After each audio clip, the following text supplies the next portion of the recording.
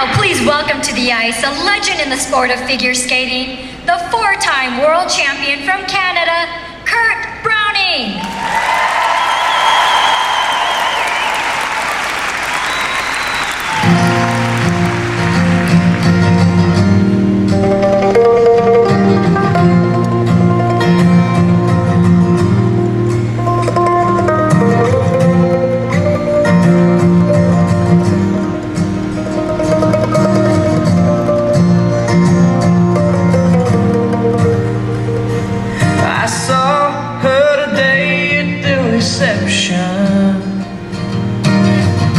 A glass of wine in her hand.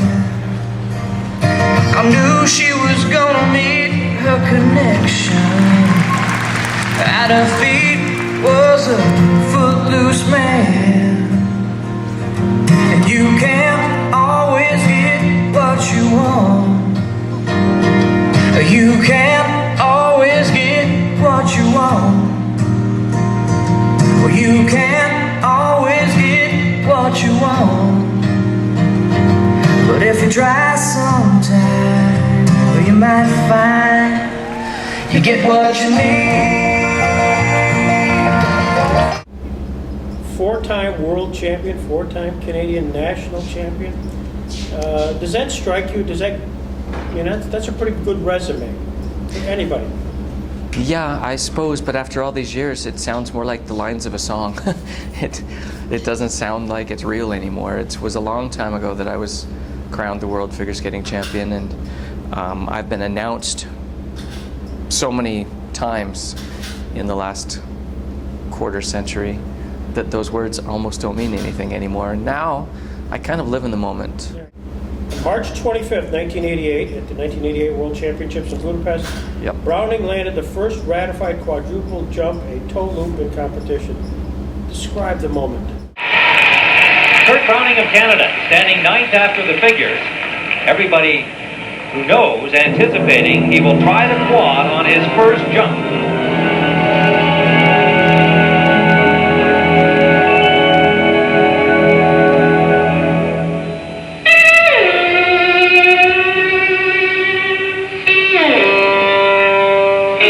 He's opening with a quad because you're fresh. The only problem is the adrenaline. And here's his quad attempt. Yes! Oh! He turns out the landing, but I think if they don't ratify that one, incredible, a landed quadruple jump in competition. First one. You just witnessed history. Scott, I'm not sure many of the people here in attendance at the sports hall really know they just witnessed history. Oh, and a triple axel! To describe that history-making moment, I'm in the Guinness Book of Records, yeah, I thought they weren't going to count it. So for me, the moment never happened. I landed it on a back outside edge, and I did what we call a three-turn. So I flipped my blade to forward, and then I flipped my blade to backwards. I didn't touch down, but I did this little turn. And so I didn't think they were going to count it. So I missed the moment. I mean, people were screaming and cheering, and I guess it was pretty exciting. I missed it.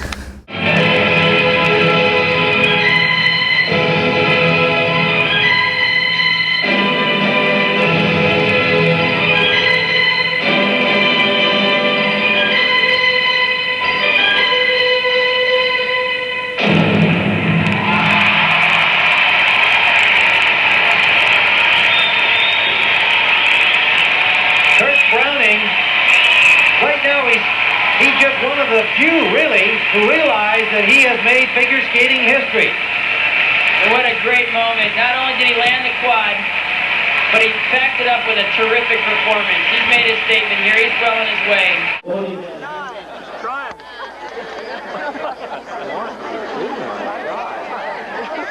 They told you that the ISU has viewed it, officially approved it. It's real.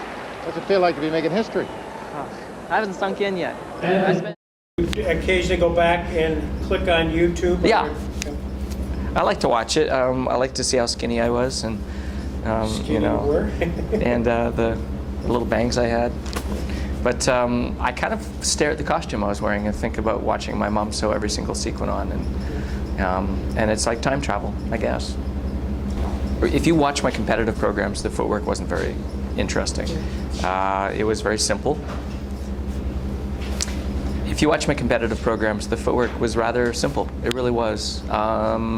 It wasn't until I started to watch Scott Hamilton, and he had a way of making the footwork personal and fun, like a little surprise. And he had a twist of the edge and a flick of the blade that I gravitated to, and I like the humor in his skating. And I sort of have to blame Scott. If I got interested in footwork and if I got good at it, and it was because I had to skate beside that guy and in Stars on Ice, and I wanted to be able to keep up, or just inspired by him. So it's his fault.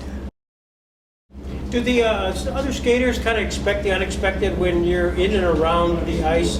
For example, I was out there watching the kind of dress rehearsal, and Christy Yamaguchi's trying to get her lines, and all of a sudden you're doing a shtick in front of her. Yeah? It's a fine line between entertaining and being a pain in the beep. And I think that we bond. We're in here kind of trying to pull a bunch of individuals together to be a team and to entertain. And we're very exposed out there. I mean, we may love being out there, but it's still the potential for embarrassment and disappointment. Regret is pretty high. So everyone has a role to play. And sometimes Joker is my role. And I'm good with that. You are very good at that. Who was your hero? My first skating hero was Brian Orser, definitely, Canadian world champion, and I learned from him that you could actually skate well every night. Mm-hmm. And I didn't really think it was possible before that, but I toured with him and watched, and he taught me a lot. And as I've mentioned before, I think watching and skating with Scott Hamilton gave me permission to explore areas, comedy, and especially comedy, and even the footwork, and a way of trying to create a program that connected to people, not just showed them good skating. And I thank him for that little germ, that seed. Is there a highlight or two? Yeah, sure. Highlights. I mean, there's an amateur career that was exciting. Elvis Stoico is here in Jamestown with me, and we used to compete against each other. Incredibly exciting competitions, and we knew the power of the moment that we were creating because of what he could do and what I could do and what we could do together. And neither one of us, it was more important that we as a team put on a good competition than it was to win.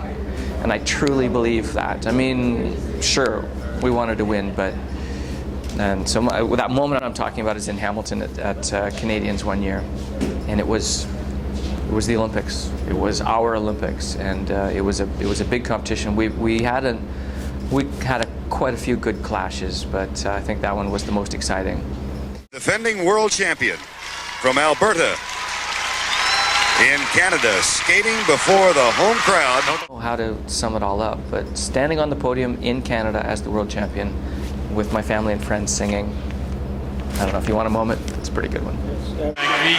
So the gold belongs to Kurt Browning.